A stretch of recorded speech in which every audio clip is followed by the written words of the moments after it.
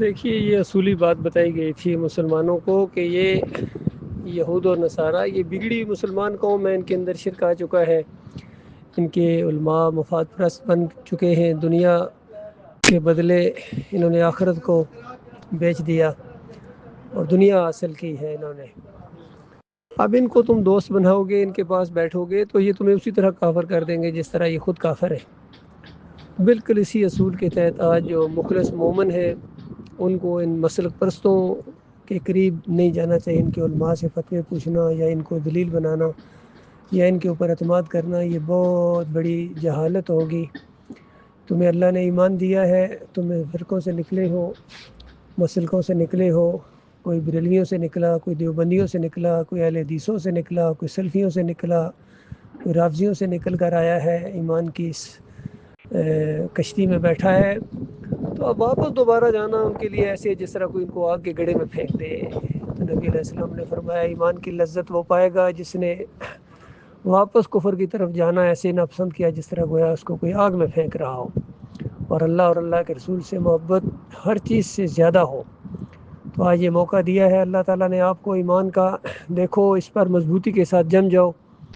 اس میں کمزوری نہیں دکھانی ہے، اس میں پیچھے ہٹنے کا سوال ہی پیدا نہیں ہوتا ہے، یا کفر و شرک کا جنازہ اٹھے گا یا ہماری جان جائے گی، یہ عزم ہونا چاہیے۔ اور تعداد کی طرف تو بالکل دیکھنا ہی نہیں ہے نا، ہم تعداد میں اضافے کے خواہاں ضرور ہیں، دعائیں بھی ہیں، لیکن ایمان کے ساتھ کوئی کمپرومائز کرنے کے لیے یا کوئی کمی کرنے کے لیے ان کی وجہ سے سوال ہی پیدا نہیں ہوتا ہے۔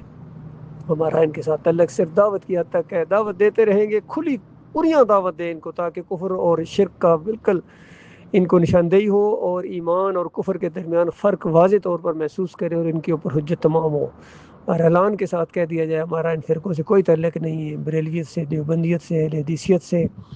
یہ عرس اور میلوں سے، چادروں اور چڑھاووں سے، واسطے اور وسیلوں سے، تعویذ گنڈوں سے، امام ضامنوں سے، نہ گھوڑے کے ہم پجاری ہیں، نہ گائے کے پجاری ہیں، نہ گمبد کے پجاری ہیں۔ تمہیں یہ تمہارا مشرکانہ دین مبارک ہو،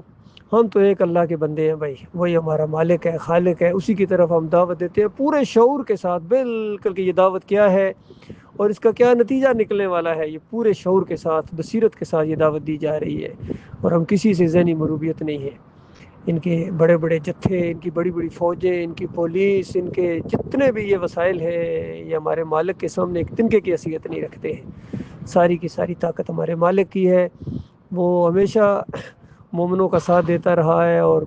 بے شمار مرتبہ ایسا ہوا ہے کہ قلیل گروہ کو اللہ نے کثیر کے اوپر غلبہ عطا فرما دیا ہے۔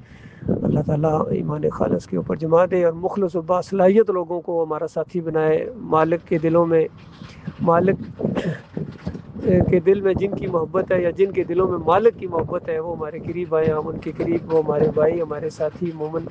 اصل بھائی ہیں۔ باقی جن کے ایمان کے اندر خرابی ہے یا ایمان کے بعد پھر پلٹ گئے ہیں ان کے ساتھ ہمارا کوئی تعلق نہیں ہے بھائی۔